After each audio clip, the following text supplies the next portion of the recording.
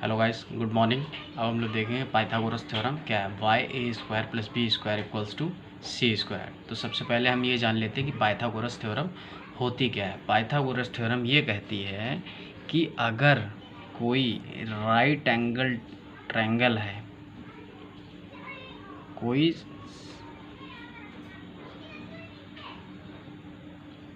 Right angle triangle है, समकोणीय त्रिभुज है, अगर कोई ये 90 डिग्री का 90 अंश का कोण बनाता है, 90 डिग्री 90 डिग्री का एंगल बनाता है, इसकी भुजाएं अगर हैं ये ए हो गई, ये बी हो गई और ये सी हो गई, तो इसका जो बेस है, जो इसका बेस है ये परपेंडिकुलर है और जो हाइपोटेन्यूज है,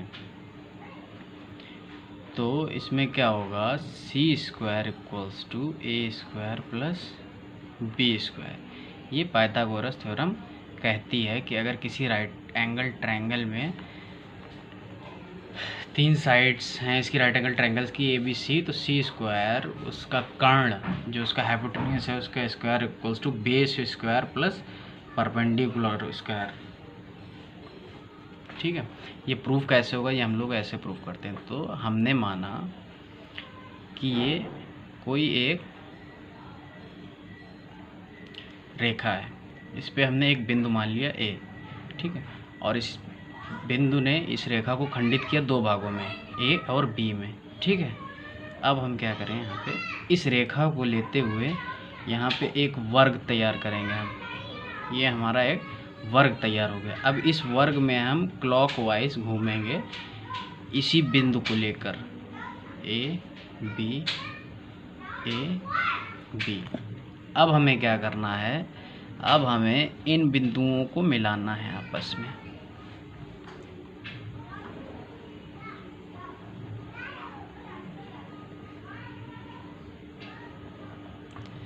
जो कि हम देख सकते हैं, इसे हमने मान लिया सी। ठीक है, तो ये सी है तो ये भी सी होगा, ये भी सी होगा, ये भी सी होगा। ठीक है, और हम जानते हैं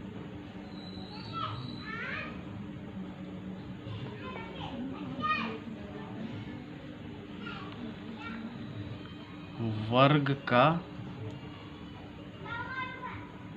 क्षेत्रफल क्या होता है, भुजा स्क्वायर बराबर, भुजा हमारी क्या है, ए प्लस बी होल स्क्वायर।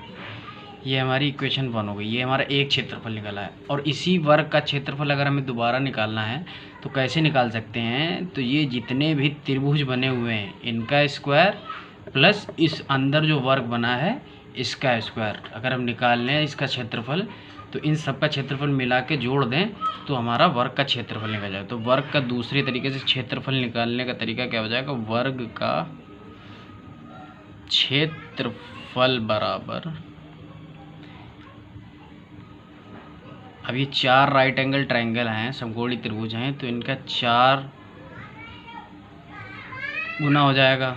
और राइट एंगल ट्रायंगल का हमारा क्षेत्रफल क्या होता है, 1/2 और दोनों भुजा गुणा में 1/2 ए इंटू बी। ये तो हमारे सारे इनका क्षेत्रफल हो गया, समकोणीय त्रिभुज होगा। अब जो बीच में ये हमारा है, ये हमारा वर्ग है, इसका क्षेत्रफल हो जाएगा भुजा स्क्वायर सी स्क्वायर। ठीक है, ये हमारा क्षेत्रफल आ गया इसका। तो हम इसे सॉल्व कर लेंगे, 2 से 2 4 गया 2, तो ये आ गया 2ab प्लस सी स्क्वायर।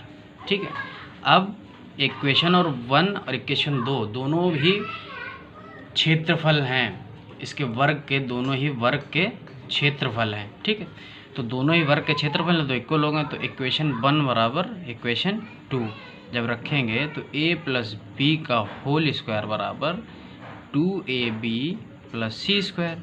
अब a प्लस बी का होल स्क्वायर हम जानते हैं, a square plus B square plus 2ab बराबर 2ab plus c square. 2ab से 2ab कैंसिल। ठीक है, तो हमारा क्या आ जाएगा, ए स्क्वायर प्लस बी स्क्वायर बराबर सी स्क्वायर।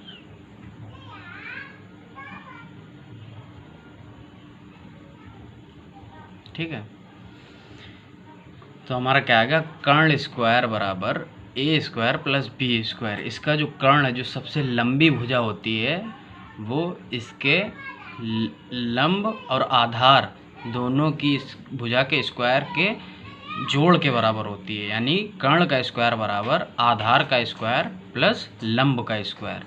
ये हमारा प्रूफ हो गया। Thank you very much.